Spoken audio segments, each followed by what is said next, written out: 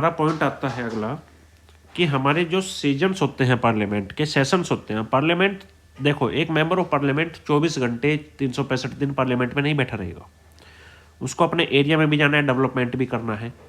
तो इसलिए हमने कहा कि भाई ठीक है, हम इसके तरीके बनाते हैं।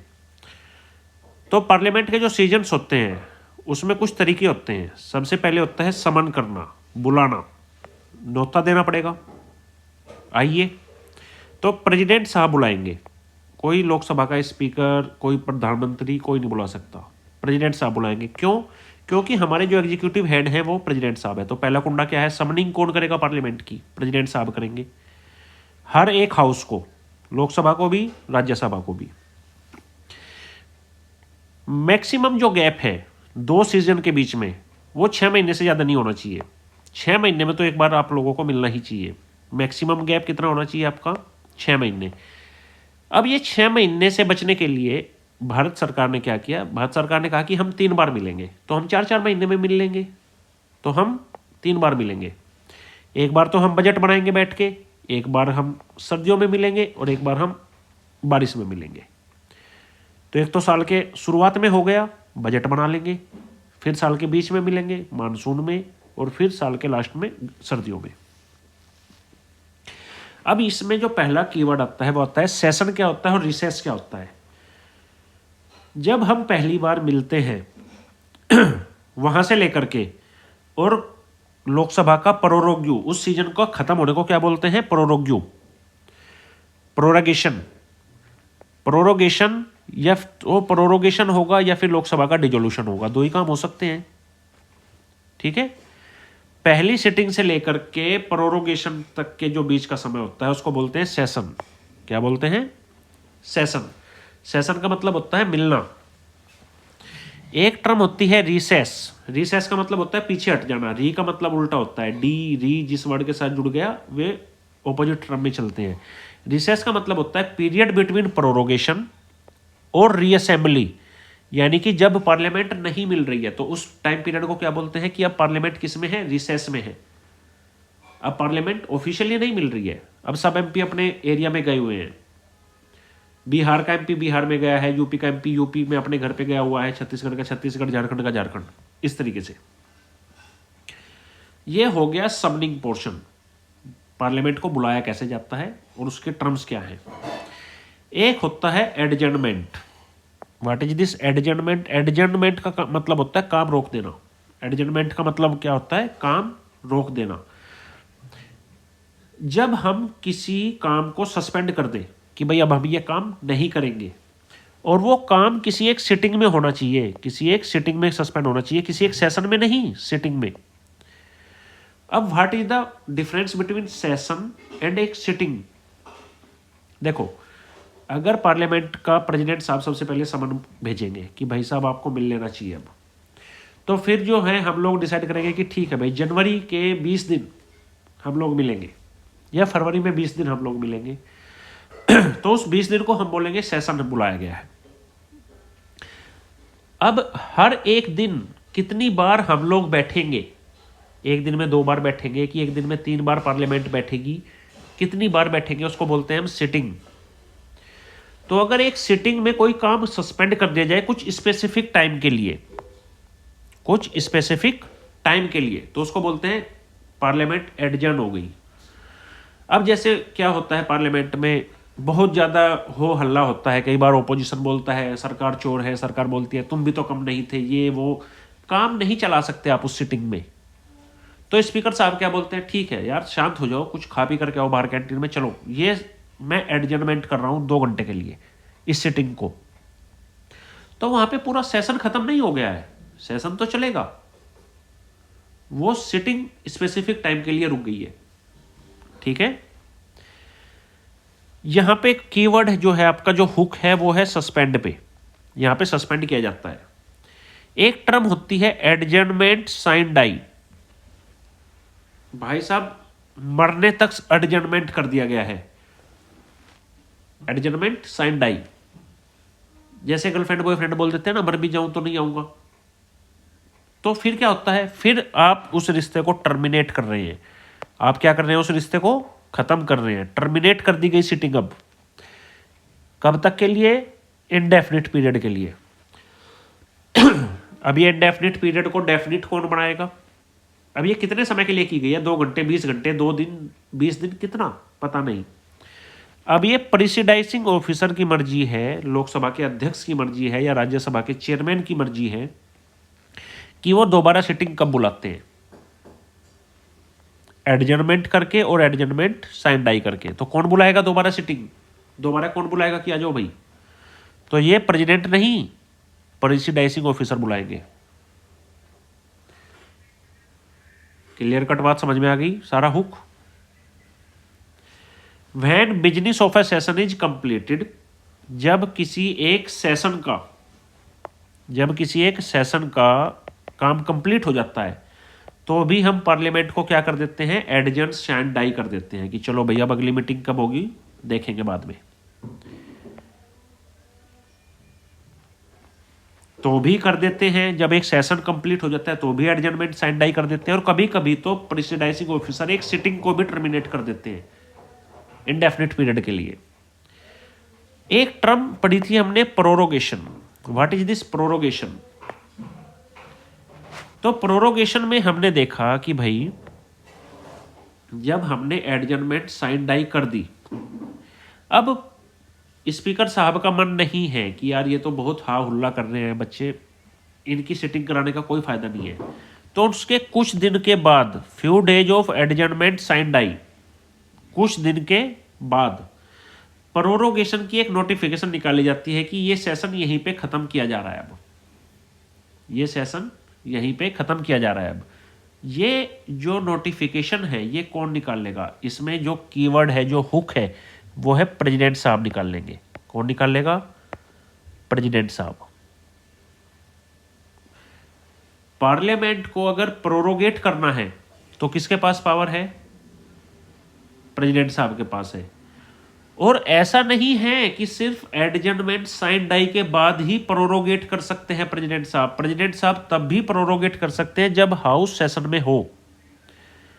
अब हाउस अच्छे से चल रहा है, सब कुछ ठीक चल रहा है, लड़ाई झगड़ा कुछ नहीं हो रहा है, सब अच्छे बच्चे बन के बैठे हैं, और प्रेसिडेंट साहब को लग रहा है कि अब काफी लंबी चौड़ी मीटिंग हो गई आप लोगों की, 20-25 दिन आप लोगों ने काम कर लिया अच्छे से, बस अब अपने घर जाइए। तो वो प्रोरोगेट कर देंगे। तो इसमें जो हुक है वो प्रेसिडेंट साहब का हुक है। ये केवल किसी सिटिंग को टर्मिनेट नहीं करता। प्रोरोगेशन होने का मतलब क्या होता है कि ये कोई सिटिंग खत्म नहीं हुई है, ये टर्मिनेट करता है पूरे के पूरे सेशन को। अब पूरा सेशन ही खत्म हो गया है। ये जो budget session, winter session, monsoon session हमने पढ़ा, ये पूरा का पूरा सेशन ही खत्म हो चुका है। अब इसमें कुछ नहीं बचा है। अब उसके बाद में जो अगला कॉन्सेप्ट आता है, क्या प्रोरोगेशन करने से कोई बिल या जो पेंडिंग पड़े हैं उसमें कोई फर्क पड़ता है? नहीं। अगर कोई बिल, बहुत ध्यान से समझना, अगर कोई बिल लैप्स पड़ा है, पेंडिंग पड़ा है, तो उस पर कोई फर्क नहीं पड़ेगा। समझ गए? लेकिन अगर कोई नोटिस पेंडिंग पड़ा है, यदि कोई सिर्फ नोटिस पेंडिंग पड़ा है, तो वो क्या हो जाएंगे? प्रोरोगेशन पे लैप्स हो जाएंगे, वो खत्म हो जाएंगे। बिल में और नोटिस में क्या डिफरेंस होता है? अब कोई बिल ऑलरेडी लोकसभा में डिस्कस हो चुका है, फर्स्ट स्टेज हो चुकी है, उसको इंट्रोडक्शन हो चुका है, सेकंड स्टेज में है या थर्ड स्टेज में है, वो कमेटी के पास गया हुआ है, ठीक है। अगर वो already second stage, third stage या फोर्थ स्टेज में गया हुआ है, या लोकसभा से पास होकर के राज्यसभा के पास पेंडिंग पड़ा है, तो क्या उनको भी प्रोरोगेशन करने पे हम बिल को खत्म मान लेंगे? नहीं, वो काम चलता रहेगा। लेकिन कोई बिल इंट्रोड्यूस हुआ ही नहीं है, उसका सिर्फ नोटिस आया है। उसका सिर्फ क्या आया है? नोटिस आया है कि हाँ ऐसा कुछ बिल लाएंगे हम, और लोकसभा को कर दिया गया प्रोरोग। तो उस नोटिस की कोई वैल्यू नहीं है, क्योंकि बिल तो इंट्रोड्यूस हुआ ही नहीं है अभी तक। तो नोटिस को लैप्स कर दिया जाता है, बिल पे कोई इंपैक्ट नहीं आता है। प्रोरोगेशन समझ आ गया होगा आपको। अब हम पढ़ते हैं डिजोल्यूशन। डिजोल्यूशन भी इंपॉर्टेंट टर्म है भाई। डिजोल्यूशन में क्या होता है? डिजोल्यूशन केवल लोकसभा का किया जा सकता है, राज्यसभा तो परमानेंट है हमारी, राज्यसभा तो भाई ना कहीं जाने वाली ना कुछ होने वाला, राज्यसभा तो क्या है, परमानेंट है। डिजोल्यूशन का मतलब होता है, प्रोरोगेशन का मतलब था कि एक सेशन खत्म कर दिया गया, डिजोल्यूशन का मतलब होता है कि लाइफ ही खत्म कर दी गई। अब इस लोकसभा का कोई मतलब नहीं है, अब होंगे इलेक्शन, अब क्या होंगे, इलेक्शन, लोकसभा खत्म, दैट इज कॉल्ड डिजोल्यूशन। अब डिजोल्यूशन भी दो तरीके से होता है, डिजोल्व करना किसी चीज को, एक तो ऑटोमेटिक डिजोल्यूशन हो जाता है, भाई 5 साल हो गए आपका टर्म पूरा हो गया, अब जाइए घर, इलेक्शन लड़के आइए दोबारा, तो that is called automatic dissolution. लेकिन अगर बीच में प्रेसिडेंट चाहे तो भी डिजोल्व किया जा सकता है, कैसे, देखो अगर बीच में नॉन कॉन्फिडेंस मोशन पास हो गया, भाई लोकसभा का कार्यकाल तो 5 साल का था, टर्म कितनी थी लोकसभा की, 5 ईयर्स की, और 2 साल में ही या 3 साल में ही नॉन कॉन्फिडेंस मोशन पास हो गया, तो अब आप अपना कॉन्फिडेंस तो खो चुके हैं, तो प्रेसिडेंट साहब क्या करेंगे, फिर लोकसभा को डिजोल्व कर देंगे और बोलेंगे कि नए इलेक्शन, फ्रेश इलेक्शन होने चाहिए अब। तो दो तरीके हैं डिजोल्यूशन के, या तो ऑटोमेटिक हो जाए, 5 साल आपने पूरे कर लिए घर जाओ, या फिर प्रेसिडेंट साहब भी कर सकते हैं डिजोल्व। अब अगर लोकसभा डिजोल्व हो गई तो जो बिल है उनका क्या होगा, सबसे बड़ा क्वेश्चन तो यही है। तो कुछ बिल ऐसे हैं जो लैप्स हो जाते हैं और कुछ बिल ऐसे हैं जो लैप्स नहीं होते। देखो अब सबसे पहले पढ़ना पड़ेगा कि कौन कौन से बिल हैं जो लैप्स हो जाते हैं, जिन बिलों को कैंसिल कर दिया जाता है, डस्टबिन में फेंक दिया जाता है, तो वो कौन से बिल है।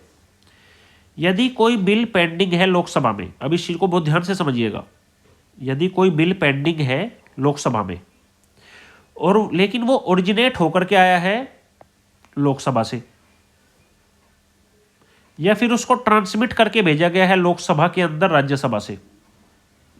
देखो एक बिल है, पेंडिंग है, अभी इस बिल पे चर्चा होनी है, कमेटी बननी है, सब कुछ होना है, बाकी है, और वो बिल चाहे ओरिजिनेट हुआ हो लोकसभा से, चाहे वो बिल ओरिजिनेट हुआ हो कहां से, लोकसभा से, या फिर उसको लोकसभा में भेजा गया हो राज्यसभा से पास करके, तो क्या उस बिल की कोई वैल्यू है, नहीं है। जब उस पर कुछ काम ही नहीं हुआ अभी तक, तो उस बिल की कोई वैल्यू है लोकसभा की नजरों में, नहीं है अभी, क्योंकि उस पर काम कुछ हुआ ही नहीं है। समझ आ गई यहां तक बात, नहीं आई, दोबारा समझा देता हूं। यदि लोकसभा को डिजोल्व कर दिया गया, लोकसभा की अब कोई वैलिडिटी नहीं बची, समझ गए,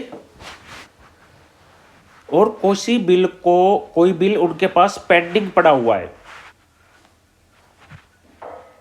अभी अभी आया है राज्यसभा से, या फिर उन्होंने खुद ही कानून लाने की कोशिश की है लेकिन उस पर कोई बहस नहीं हुई, उस पर सेलेक्ट कमेटी नहीं बनी, ज्वाइंट कमेटी नहीं बनी, कुछ भी नहीं हुआ, तो उस बिल को रख के करेंगे क्या जब लोकसभा ही खत्म हो गई,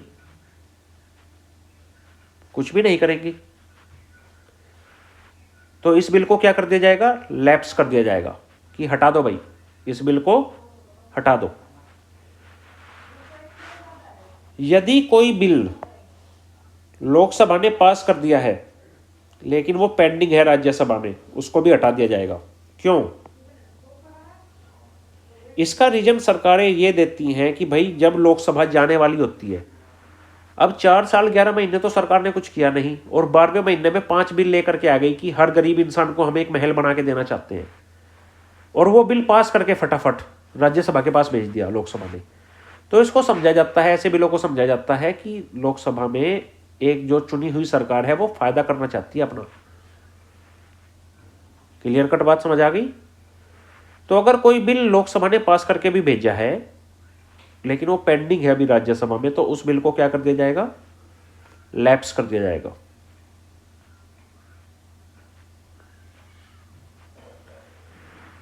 अब 2 चीजें ऐसी हैं, 3 चीजें जिनको लैप्स नहीं किया जाएगा, बिल नॉट टू लैप्स,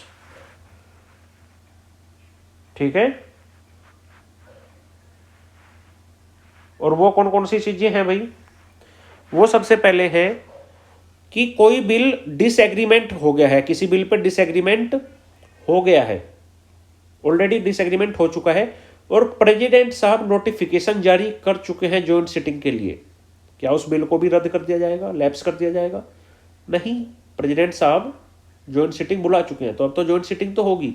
जो अगली लोकसभा चुन के आएगी वो जॉइंट सिटिंग करेगी, लेकिन वो तो होगी। यदि कोई बिल पेंडिंग है राज्यसभा में, अभी वो बिल किस में लटका हुआ है? राज्यसभा में लटका हुआ है। लोकसभा ने तो उसको पास ही नहीं किया, लोकसभा तक तो पहुंचा ही नहीं वो, और लोकसभा डिजोल्व हो गई, तो क्या उसको भी हटा के फेंक दिया जाएगा? नहीं। यदि बिल को दोनों हाउसेज ने पास कर दिया है, दोनों हाउस उसको पास कर चुके हैं, और वो उन्होंने प्रेसिडेंट साहब की एसेंट लेने के लिए भेजा था प्रेसिडेंट साहब के पास, और प्रेसिडेंट साहब ने वो बिल कर दिया रिटर्न। प्रेसिडेंट साहब ने वो बिल क्या कर दिया? रिटर्न। तो क्या उसको लैप्स कर देंगे हम? नहीं।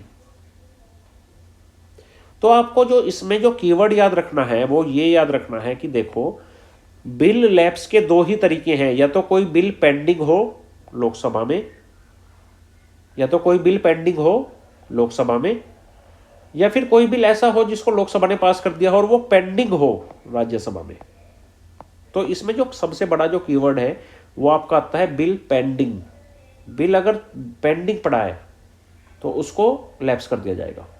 मोटा मोटी बात समझ में आ गई? आई होप समझ में आ गई होगी आप सबको ये सारी की सारी बात।